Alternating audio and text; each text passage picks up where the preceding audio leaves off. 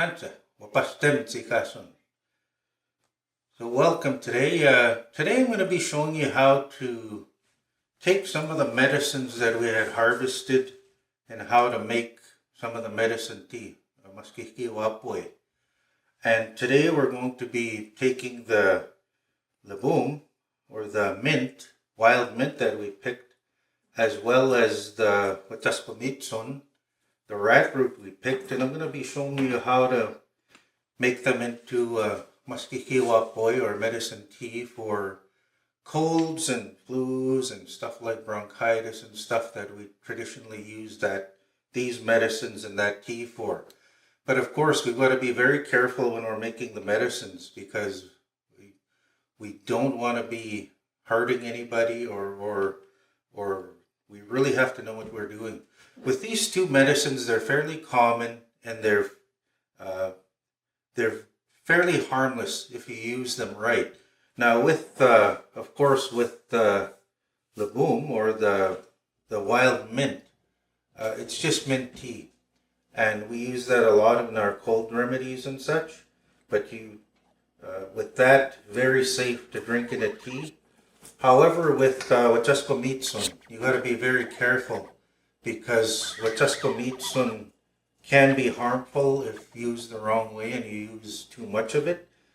So when we use wataspamitson in maskikiwapoy or medicine teas, we use just a little. And for myself, I like to grind it up before I use it in any teas or anything like that. And with any of the grinding that I do, I just use a coffee grinder and I grind them with a coffee grinder. Now, I did have one elder seeing me preparing medicines and telling me that, oh, we need to do it the traditional way and we need to be using traditionally our tapans or our ancestors. They used to use 2 rocks to grind the medicines together, and we need to do that traditionally.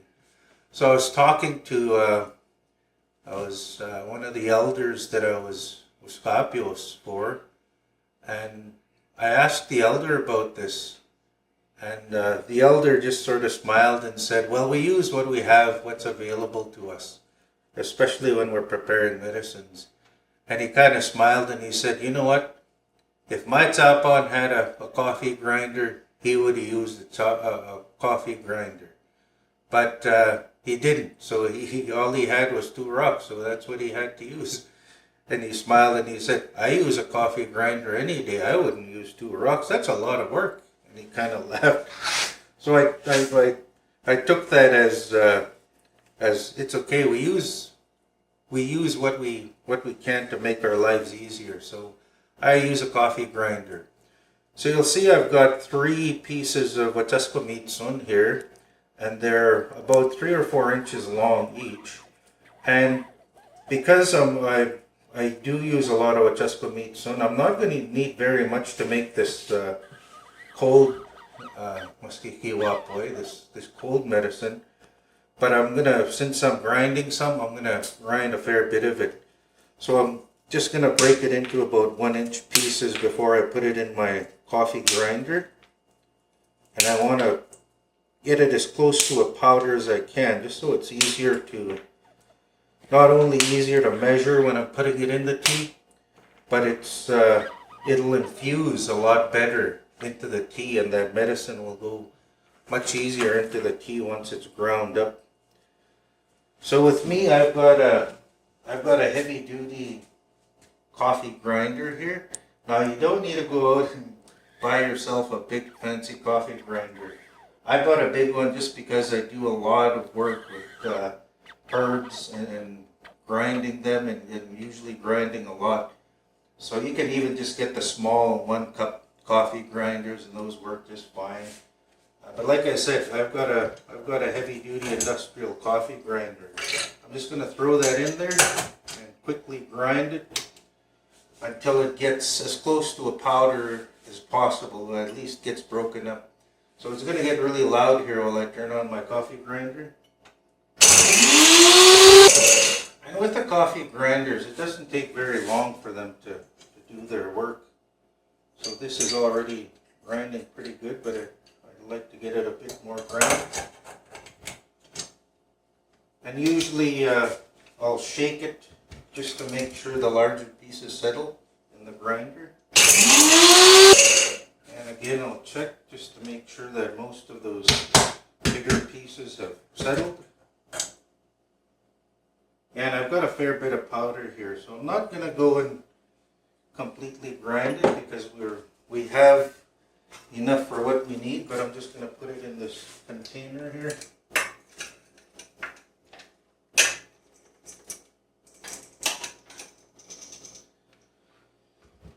And I'm just going to separate the larger pieces so I have just those powdered pieces in there. So I don't have to make it a complete powder. So you'll see I've taken out the larger chunks and I've got the powder kind of on one side. It doesn't have to be completely powdered, but enough so that I can measure it easy with a spoon. So right now I've got 8 cups of water boiling here, and it's almost coming to a boil. So I know with 8 cups of water, with all the medicine people that I've worked with and those elders and knowledge keepers that are knowledgeable about medicine, we don't have exact measurements when we're making our medicines. We just use, again, estimations or non-standard measurement. Like with 8 cups of water, I'd always use about a handful of Laboom or the mint tea. So I'm going to take about a handful, evenly a handful, for 8 cups of water. So that'll give me 8 cups of tea when I'm done. So I've got my handful here and my water is just coming to a boil. So I'm just going to put that into the water. And I'm only going to let it boil for about 5 or 10 minutes, because if I leave it too long, it'll start to boil over. After I've done that, I'm going to take about 1 teaspoon or 1 tablespoon, 1 even tablespoon. I don't want to go any more of my Wachaspamitsun because I just want to get some of that medicine working in there and infusing into there. So I've got just about an even tablespoon, and I'm going to put that in with my Laboom. So it's coming to a boil. As I start to see it trying to boil over, I'm going to take the heat down to about a quarter heat. So just so it's simmering. And I'm going to let that simmer and infuse both the Laboom and the Wachaspamitsun into the water. And we'll see the water change color and take on that greenish color from the Laboom. I'm just going to stir it a little just to get that Laboom really moving around in there, as well as my Wachaspamitsun.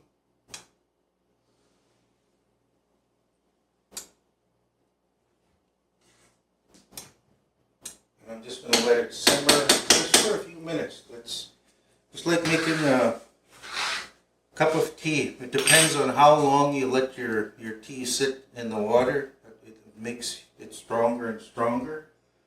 So the longer I let it sort of simmer, more of that medicine from the Wachaspamitsun and the Laboom is going to infuse into my water and make a really good medicine tea. And I could see it really starting to sort of turn color now. Give me that color of Iwapoy.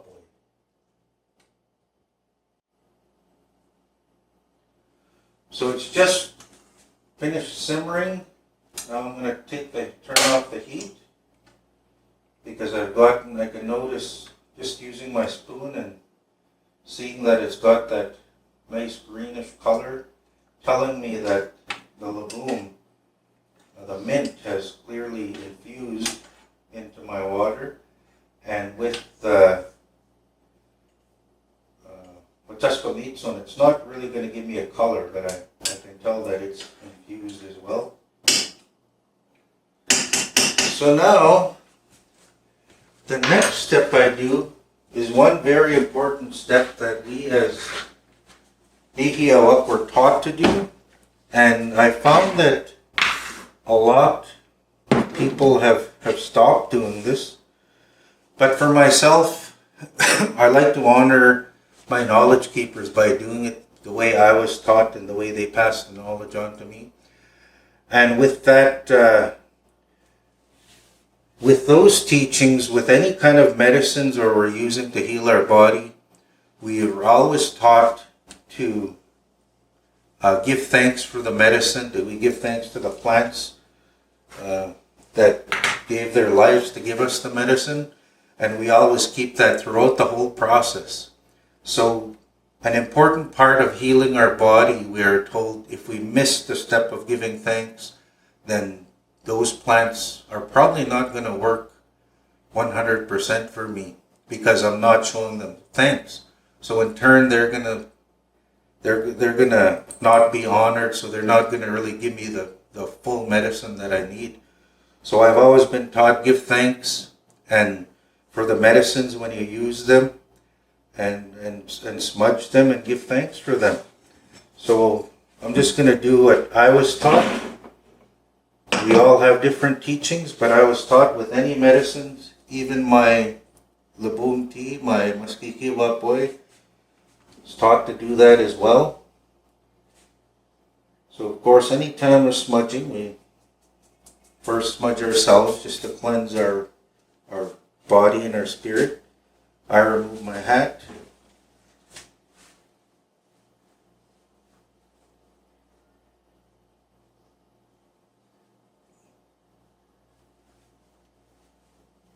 And I smudge myself. Next, I take the Maskikiwa boy, the medicine tea that I've made, and I'm just going to pass it around the smudge. And I was taught you just go around 4 times and then you hold it clockwise 4 times, and you hold it over the smudge just to let that smudge go into there, and you'll see it getting pulled into there. And I was told while you're holding it, you need to give thanks to the medicines that you've picked and for the medicines you're going to use to heal your body. So how simanto ninastamon hawa maskiki how simanto ninastamon hawa maskiki wapoy how labum kinanaskumtin hawa maskiki how taskumitson kinanaskumtin hawa maskiki how simanto kinanaskumtin hawa maskiki wapoy how musumnanak nukumnanak tapananak kinanaskumtin hawa Amagiwan, how kananaskumtin simanto. Now what I said was, Creator, I give thanks for this medicine. Mint, I give thanks to you for this medicine. Ratroot, I give thanks to you for this medicine. Grandmothers, grandfathers, great-grandparents, I give thanks to you for these teachings. Creator, I give thanks to you for this medicine to heal my body. So I've done my protocol with my tea. Now I can go ahead after I've given thanks. And I think that's an important part because it gives us an appreciation for the plants that we use. Every single medicine we have on this earth comes from the earth. And the healing we get from them has one way or another come from a plant. So we need to make that connection and give thanks to all of these plants who give their lives to heal us and to sustain us. So with my tea now, I've just got a little strainer here and a ladle here because most of the labum and the Watasquamitsun has settled, but you still get little pieces in there. So it's always nice to strain that out. So I'm just going to fill my cup. I may have my tea.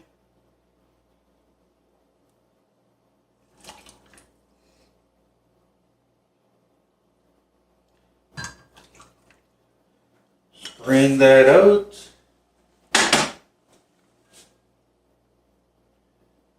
and my tea is ready to drink. And you can see the color of it now. So it's, you can see that the boom and the Matasko has clearly infused into my tea. Now, can I add anything in here? Definitely. Like if you want to enjoy the flavor, just because it's medicine, we don't have to make it taste like medicine, if you know what I mean. We don't. It doesn't have to taste bad or bitter or anything like that. So if you want to put some honey in there, like you would with your regular tea, or some sugar, then by all means, because the medicine is still in there. And since we've given thanks and prayed over it, hopefully it's going to help us, heal us from any colds or flu or any kind of respiratory sickness that we might have, because that's primarily what we use this medicine tea for. And I can definitely taste both of my healing plants here. So thanks for learning today and joining me today in making our maskikiwapwe. Kinanas kumten kakyo.